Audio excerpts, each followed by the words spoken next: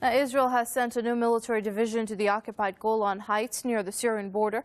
Israeli media have quoted army officials as saying that the 210th Division has been deployed in the occupied Golan to counter what has been described as threats from this conflict in Syria. Security sources say the Israeli army is also working on ways to enter the Syrian territory. Earlier this week, a senior military commander admitted to contacts between Tel Aviv and foreign-backed militants in Syria. Since the start of the war, hundreds of insurgents have received treatment in Israeli hospitals. Most of them returned to Syria after the treatment. Last week, Prime Minister Benny Netanyahu visited the injured militants in a field hospital in Golan. A Syrian opposition leader thanked Netanyahu for his support. Well, let's speak to our correspondent Ali Rizk, who now joins us from Beirut. Now, Ali, how disturbing is this military buildup in occupied Golan Heights, specifically in light of recent events like the airstrike that's taken place on the Lebanese-Syrian border? Yes, it indicates, I think, a new phase. The images which we just saw of Netanyahu visiting an opposition fighter indicates a new phase in the conflict, a phase where Israel is trying to enter strongly.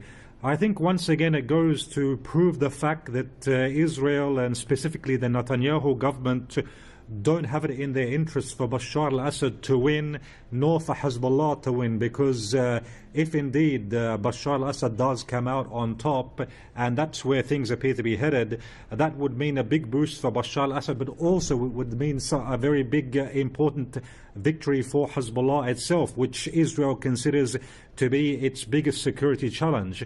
Many people say that Hezbollah, for example, the role it played in some areas in Syria, like in Qusayr, have given it combat experience which will make them more capable in a future conflict with Israel. So from all different angles, it is not in Israel's interests. This is according to the Netanyahu government. They themselves say this. It's not in their interests for Bashar al-Assad to achieve victory.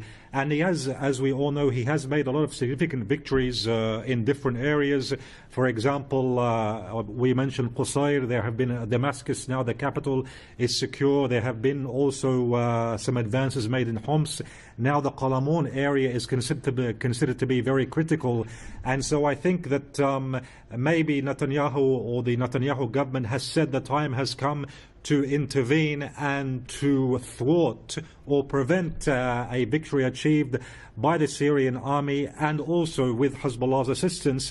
And I think that the Israeli fears are even heightened due to the fact that some Western officials are starting to speak about the priority of fighting terrorism, and no longer the priority being the downfall of Bashar al-Assad. So all of these indicators show that Israel has said the time now is ripe to intervene and to change the situation on the ground. Right, Ali, what's also very significant over here is the fact that, as you mentioned, Israel is willing to actively support and back terrorist Al-Qaeda-linked groups in Syria just to see the downfall of President Bashar al-Assad.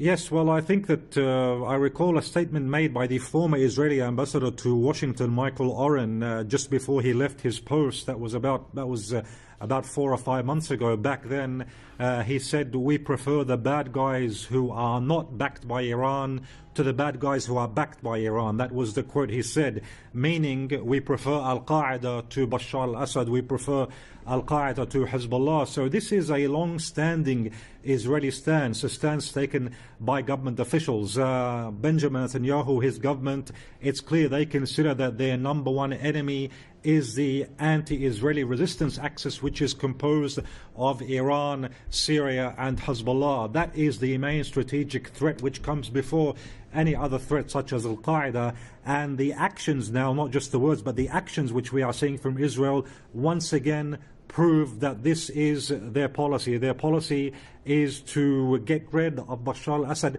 whatever be the costs, even if that means, for example, an extremist radical government or entity replacing Bashar al-Assad. Okay, Press Series Ali Rizk, the reporting from Beirut. Ali, thanks indeed.